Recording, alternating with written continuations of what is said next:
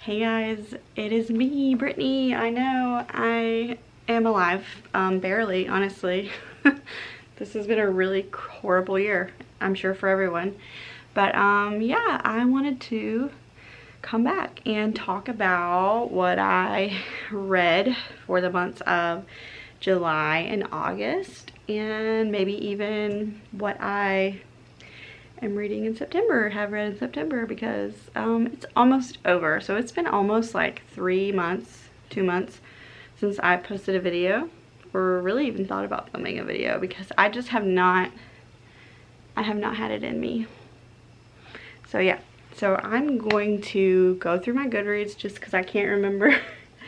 If I don't have it physically, I can't remember reading it. So I'm going to do that. I'm going to go through that quickly and go over what I read, what I rated it, and just like a quick summary of my thoughts about it. The first book that I finished in July, I don't know if I've talked about. I know I talked about how excited I was to read it. It was one of my most anticipated books of the entire year, and that book is The Vanishing Half by Britt Bennett. And I gave this 5 stars. I completely expected to. I also, I think I gave her debut, The Mothers, I'm pretty sure I gave that 5 stars as well. I just love her writing. I'm comfortable with her writing. Her ability to tell a story from different narrators and across long periods of time is just really incredible. She has just a really prolific gift for making her characters' voices just extremely distinct. Like, a lot of times when there's more than one point of view in a book, it can be tricky because their voices aren't extremely, you know, distinct, and you're not really sure who is speaking. You might forget, but that is definitely not a problem in The Vanishing Half. She nails it. She nails this generational tale. I'm sure you already know what it's about. It is about 2 sisters, and they are Black, and they're living in the South, and they are from a very small town. They're white passing, and they decide one day to leave, and just so much happens from there. Okay, and real quickly, I'm just gonna like touch on the books that I read for the Readathon back in July. I definitely talked about all of these in my vlog. I do remember that, so I'm not gonna go over much at all. I'm just gonna show them, toss them out of the way, and have them off my conscience, because I can finally put them up away where they belong, because I've talked about them. Okay, the first one that I think I finished in the Readathon was I'll Be the One by Lila Lee. I gave this one 4 out of 5 stars. It's a cute little YA contemporary. It's nice to see a fat Asian, Korean specifically, main character, and it's just a really fun book. And after that, I did The Notes Volume 1, The Most Beautiful Moment in Life from the Bangtan universe, which is not a good time. It's the complete opposite of what I just said. This one is just sad. It feels very devoid of all hope. So yeah, if you love that and you love the Bangtan universe and you want to be sad, absolutely pick this up. I believe I gave this 4 out of 5 stars as well. I'm gonna check. I did 4 out of 5 stars. All right, after that, I read one of my absolute favorite books, not only of the year, but I would say maybe of all time. It's one that I've had on my shelves for like 3 or 4 years, which is really embarrassing because I got it when it came out, and it's just so beautiful. I know I talked about it already when I did my Readathon wrap up, so I won't talk about it too much, but that's Pachinko by Min-Jin Lee. I gave this 5 out of 5 stars. It's beautiful, it's wonderful. It is about a Korean family during the time of the Japanese occupation, and has a lot to do with pachinkos. which I didn't even know what that was. I didn't know anything about gambling and a pachinko. I didn't know. So yes, 5 out of 5 stars. Go watch the Creative-thon vlog if you want to hear more about it. It's so, so beautiful, and I think it's a really, really important book to read. Okay, and then I think the last book that I actually read that month for the Creative-thon, because I definitely read one before that I didn't know was going to be in it, but I already talked about that one. The one that I read that I discussed a little bit in my Creative-thon vlog was If I Had Your Face by Frances Cha. I gave this book 4 out of 5 stars. Yeah, 4 out of 5 stars. Also, another book set in Korea. This is set in modern day Seoul, and it just goes over just kind of like the standards, the beauty standards for women in modern day Korea, and also kind of the sexist and kind of misogynistic culture that they have there. And I'm not saying that they only have that there. We definitely have that here. But it's just a really beautiful look at it. And she tells it through the lives of a few women who live in the same kind of like apartment building. So yeah, 4 out of 5 stars. I talk a lot more about it in that Creative-thon vlog because I really enjoyed it. Okay, and then the next book that I read in, was it in July? Okay, so yes, I finished this in July. This was one of our book club picks that I had owned since it came out also, and that is Long Bright River by Liz Moore. I do have the physical copy. I have the book of the month version, but it's on my shelves in my dining room, and your girl is lazy, so I'm not gonna grab it. But I did give it 4 out of 5 stars. It I don't know if I've talked about this one, so I'm just gonna say a few things about it. It's supposed to be like a detective novel, like suspense mystery kind of thing, but it's really not, because it's Liz Moore, and really her writing and her characters are really the star of the show. So like there is a plot and like things do happen, but they really aren't that important compared to us learning about the characters. We learn so much from the beginning to the end, and just we see so much growth and development. It's about a woman who is a police officer, and she works in is it in Pittsburgh? I think it's in Pittsburgh. No, it's in Philadelphia, in a Philadelphia neighborhood, and they have a really bad opioid crisis there, which this is very much based on, you know, real issues that they're dealing with. It's also a really big issue where I live, in Alabama. There's a huge opioid epidemic here. But yeah, it's about that, and she is constantly worrying about her sister. Her sister took, you know, the opposite path of her sister's an addict, and she's been missing, and so she's always worried that when they start finding people who have overdosed or worse, that it could be her sister. And while she's worrying about this, one day they find a body that at first looks like a regular overdose, and she notices that it is not. There are signs that it was a murder. So it kind of becomes like a murder mystery as more women are found. And yeah, it's really, really wonderful.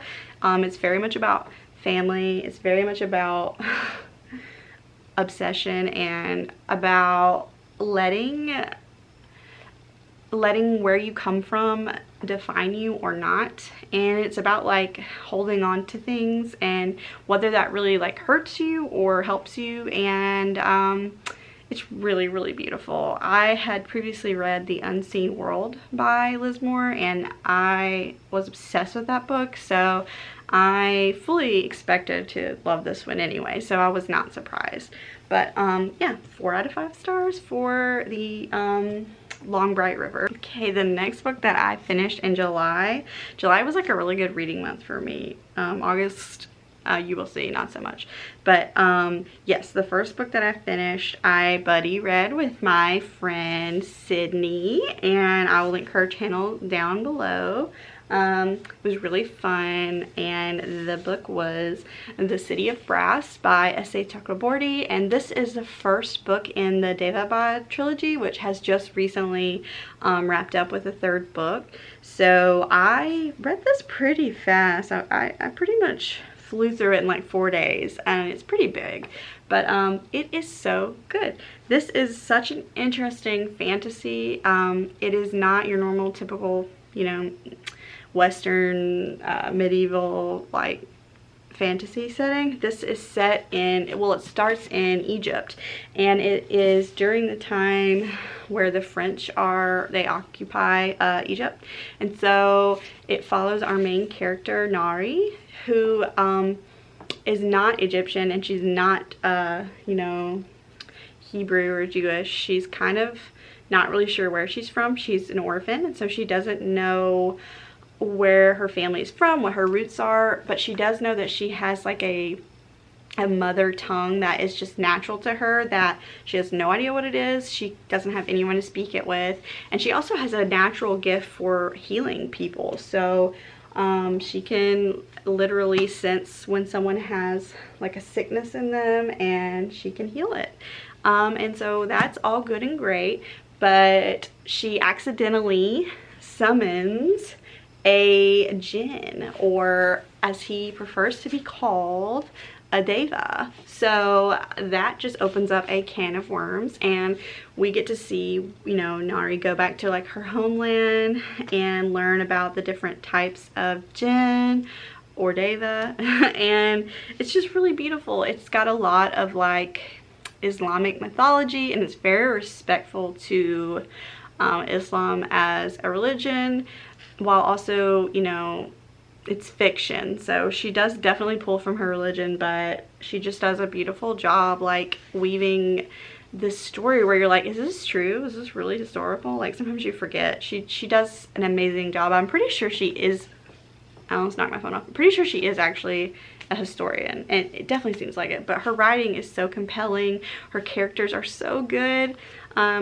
I really love Nari, the main protagonist, which is so refreshing, because I just feel like a lot of people write female protagonists in fantasies. It's just like the same. Like they're just always like either extremely physically tough and strong, and they're like, I'm not like other girls, or they're the complete opposite. You know, they're like, oh, I can only like girly things, and I can't like anything that may not be feminine enough. So Nari isn't like that. She's just very realistic. She has a lot of flaws, and you see a ton of character growth in the first book alone. So she's amazing. And then all of the supporting characters, even the villains, are just, they're so good and so interesting, and I just couldn't put this down. And because of that, I immediately ordered the next book in this series. Let me get it. I immediately ordered the next book in the series, which is the Kingdom of Copper. Did I even say what I rated City of Brass? Probably not. I gave it 4.5 out of 5 stars. Almost perfect. Love it. Mean it.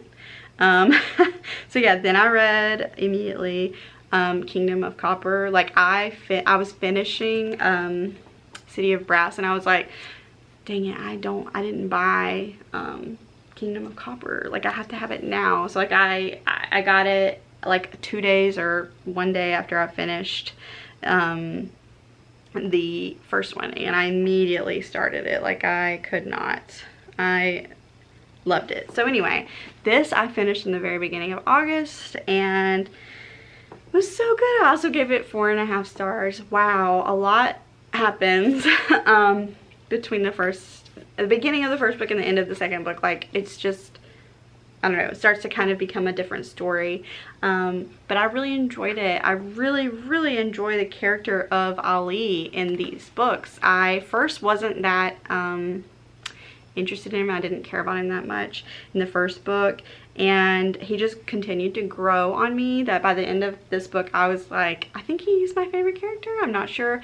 It may be because I'm like 100% sure that Ali is an Enneagram 1 and I am an Enneagram 1, so a lot of his thoughts and like motivations I like understood, like his need to like do the right thing and be good, and like that's his ultimate like need in life, and like that same. So I really liked him, and he made a lot of sense to me as a character.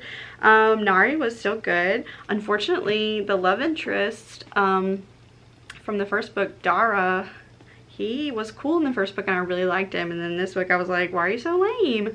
But yeah, really good. Really enjoyed it. I gave it 4.5, like I said, 4.5 out of 5 stars. And then I ordered the third one from Barnes & Noble. I went and picked it up because I like couldn't wait, which is hilarious because I'm still reading it, so could have definitely saved and just had it shipped to here. I have no idea if this even looks similar to where I was before because my battery died, but luckily I just have left the other one on the charger for who knows how long. So anyway, I think I was about to talk about the manga that I read in August. I think it was in August. Surely I didn't. Well, it was barely August. I read it at the end of August, and that is a continuation of one of my very favorite anime manga series of all time, Fushigigi by Ayuwatase, and it's a continuation, but it's also actually a prequel to the actual series, the very first Fushigigi. Anyway, it's called Fushigigi Bakusenki, and it was, why did I say that so weird? I think I had like a catch in my throat. Bakusenki, volume 1, and that it actually just came out, and she's kind of slow at completing things, so now I'm like, shoot, should I have read that? Like, should I have just waited?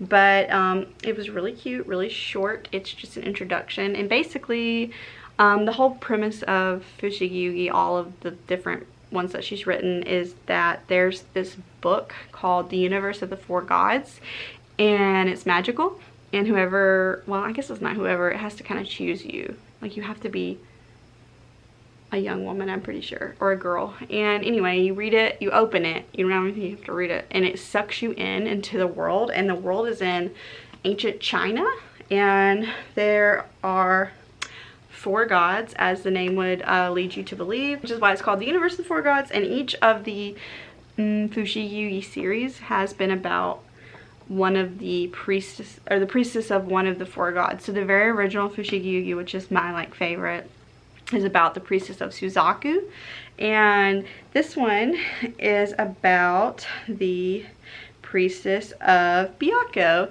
and her name is Suzuno. Sorry, Suzuno. She is a little girl when it starts. I think she's like 12. It's like 1923 when it starts, and then some stuff happens, and then time passes, and then she's older. I think it's like 10 years later, something like that. Anyway, and so it picks back up, and this one ended like right when it was like starting to get good. I was really excited, so you don't really have a lot of time to get to know any of the characters. Honestly, not even the main character, because she starts off as a child and we don't like see her grow up, you know. It's just kind of like, and then time passed, so we don't really know very much about her as an adult, because surely she's different. But honestly, it was still enough for me to give it a 4 out of 5 because of how much I love the original Fushigigi, and just like the nostalgia factor, and like how I think I'm about to either rewatch or reread, or both, of the original Fushigigi. So yes, I completed that in like 30 minutes, super short. Then the next book that I read, I had on my radar for like ever, but I was so torn because I feel like people are either like obsessed with this book or they like hate this book.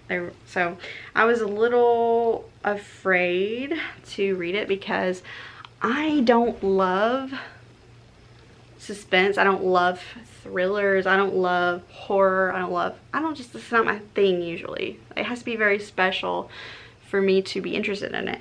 And honestly, I think the reason that I decided to read it when I did, which is September, because that's right, ladies and gentlemen, I read 2 or 3 books. What is this, 3 books?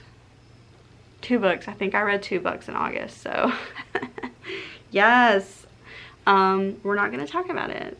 That's why I wasn't on here. But yeah, I decided to read it when I did because the Netflix adaptation just came out, and that is written and directed by Charlie Kaufman, who also wrote one of my favorite movies, Eternal Sunshine of the Spotless Mind. It is very important to note that he did not direct Eternal Sunshine of the Spotless Mind, so that's probably why I liked it a lot more, spoiler, than this movie. So yes, the book is I'm Thinking of Ending Things by Ian Reid.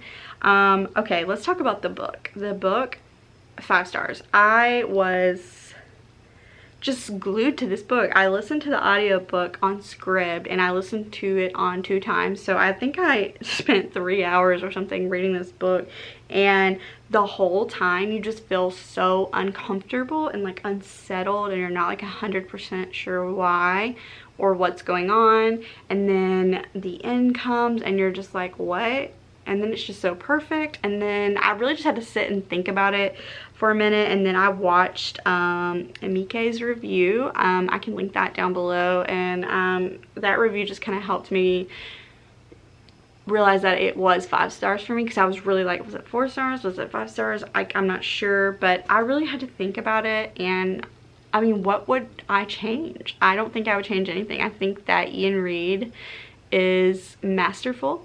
I think that this was such a carefully thought out book. Like every little thing he said, every little thing the girlfriend thought, every little clip from the present day that we didn't understand the context of, everything was perfect.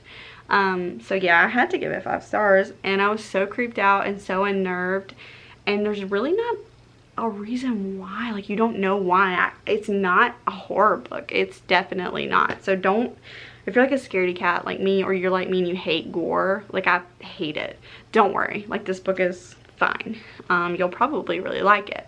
So let me segue real quick and just talk about the movie real fast. So yeah, I read the book, and then like a week later my husband and I were like, let's watch the movie. I was so excited about it. He hadn't read the book yet, but you know, he knew I was excited about it. Sorry, this shirt is just extremely, it's fitting me very strangely. So we were so excited. We watched it, and that's like 3 hours of my life I'll never get back. I understand that the author is happy with the adaptation, and that is so good, and I respect that, and good on him, but like, no. I really thought I was gonna love it. I was so excited, but it was just so, I was really pretentious. I hate to say that. I know that's like a thing that he is criticized on a lot, and I'm usually like, no, it's just his style. No, this was just weird for the sake of being weird. He changed so many little things that I loved about the book, and replaced them with things that were just not necessary. And to me, if you're going to change something in an adaptation and replace it, it needs to be better than the original. And in no way, shape, or form was anything in the movie better than the original. But I will have to applaud the acting. Oh my goodness. Truly phenomenal performances from everyone. The parents, the main characters, just so good. I feel like if I were to watch it a second time, it would literally only be to pay closer attention to the acting of both of the Jessies, because I'm sure I missed something by being so irritated by how long it was dragging on, because I just kept checking the time. But yeah, I would say if you're going to choose between one or the other, just read the book. It's just better. My husband actually was so confused at the end of the movie. He was like, I mean, I get it, but I feel like it was just too heavy-handed, and like he like immediately read the ebook in like one night and one morning, and he was like, oh, so much better. Like, I loved it. But yeah, it's a freaking debut too for Ian Reid, which is just like unfair. The amount of talent that he very, very obviously has. But yeah, so then I tried to read The Damned by Renee Ahdieh, which is the second, and I think it's the conclusion to the Beautiful duology. Yeah, I don't know who I thought I was kidding by trying to read that book, because I hated The Beautiful. But yeah, I couldn't do it. I had to take it back to the library, guys. I think I made it like 3 pages, and I was just like, oh yeah, I really don't freaking care at all. So there's that. So I don't have a rating for that, because I couldn't do it.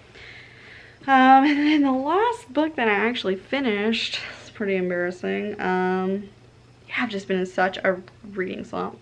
Was Inferno, a memoir of motherhood and madness. And this is, of course, a memoir by a woman named Catherine Cho. I think it just came out in August. And it was a book club pick.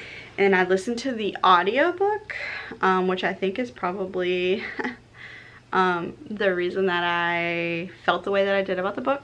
So the book is about a woman who just had a baby. It's not even just had a baby. I mean, I feel like the baby's like not super newborn when she has this episode. So she has kind of like a psychotic break after she has like postpartum psychosis after having her baby, and I think her family kind of blamed it on the fact that she's Korean, her husband's Korean, and so it is traditional in Korea, and in my opinion should also be in many other places, that for the first 100 days after a mother has a child, they don't leave the house. They are protected and comforted and taken care of and nourished, because it's really important that, you know, they have this time together.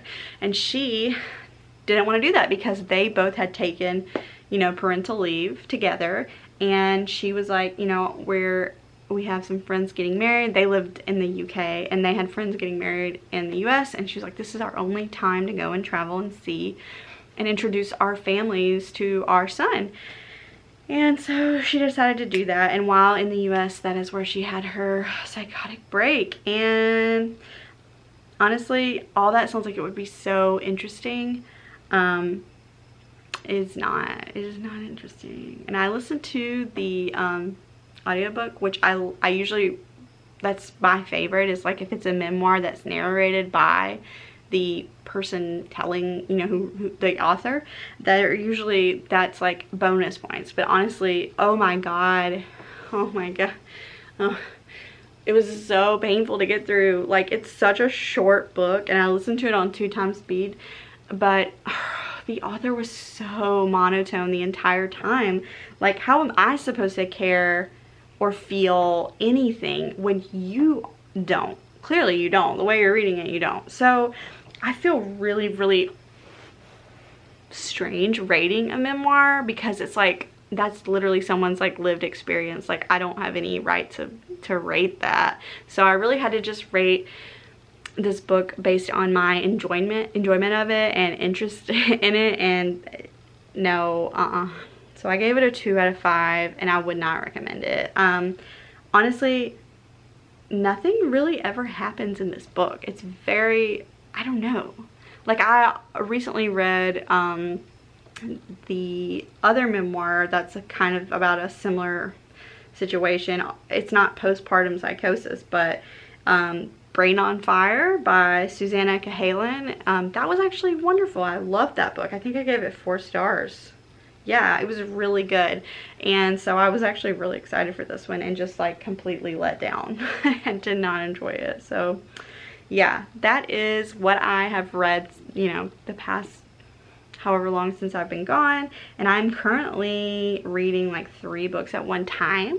I'm almost, I say almost, if I would just sit down and read this freaking book, I would be done with it already. Let me get the dust jacket. Okay, yeah, so if I would just like sit down and read this book, I would be able to finish it in like one sitting, because it's extremely short and the writing is extremely accessible and enjoyable, and I am just loving this book. This is also our book club book pick for September, so actually I really need to finish it like this weekend. But that's Kim Ji-young, born 1982 by Cho Namju, and I think it's translated Jamie Chung or Chang. Oh, she's South Korean. Chung.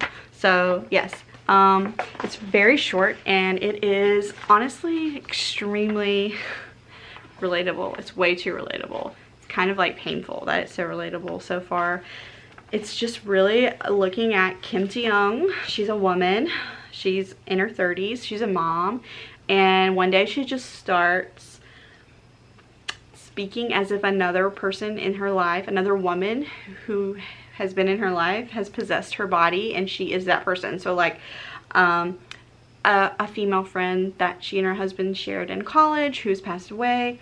Her mom, just like, it's so interesting, and all in the while looking at her her history, like what she's been through growing up, just little things like how unfair the dress code standards are for girls versus boys, and of course this is specific to, you know, Korea, but honestly this is applicable for, I mean, I would say every country in the world right now. Just how valued sons are and how daughters are just there to take care of sons and have sons. And God, this is so wonderful so far. Like, I think that's why I've been taking so long to read it, because I'm just enjoying it. It's so nice to just like not be in a huge slump with a book. I love it. I'm halfway through right now, like right at 50%. It's such a short book. I will definitely finish it in the next couple days, which is good because I have a meeting about it next weekend. So another one that I'm currently reading that I kind of just put on hold and just hadn't picked up because I've been dealing with a lot of like really crummy life stuff, and things just like haven't been great for me. So I just haven't felt not only the desire to read, but I didn't want to taint this concluding book in a series that I freaking love by like my depression, you know. So I kind of put it on hold, and I've just started picking it back up and listening while I read, and that's the Empire of Gold by S.A. Chakraborty. This is just the dust jacket. This is, like I said, the last book in the Devabad trilogy, and it just came out like a couple of months ago, and I'm really excited to read it, honestly. Like, the end of the second book was so freaking nuts that I cannot wait to see what happens. It's a big freaking chunk of a book, but so far it's really interesting. I'm not very far. I'm like 150 pages in, but I can't wait to like actually just freaking read and not deal with all this like bull crap. Working on my language. Dealing with all this like health stuff and life stuff, and I just want to be normal again and read and make videos, and so that's why I did this, even though I like really don't have that much to talk about. And the last book that I'm currently reading still, that I kind of took a break from because I don't want to not process the information and like retain it, is Stamped from the Beginning. That's by Ibram X. Kendi, and that's over on my little book cart because it has a bunch of tabs and stuff in it, and it's under stuff. But yeah, I'm just thoroughly enjoying this book too, and I'm glad I'm taking my time with it. It's a very important book, and it's a lot of information, even for someone who I feel like I already had like a baseline knowledge of this kind of history, maybe a little bit more than like the average person, just because, you know, that is what I studied in university. So it's something that I already done a lot of reading on, a lot of outside reading, but I love just listening to his opinion and his voice, and the way he chose to tell these stories by using these specific narrators.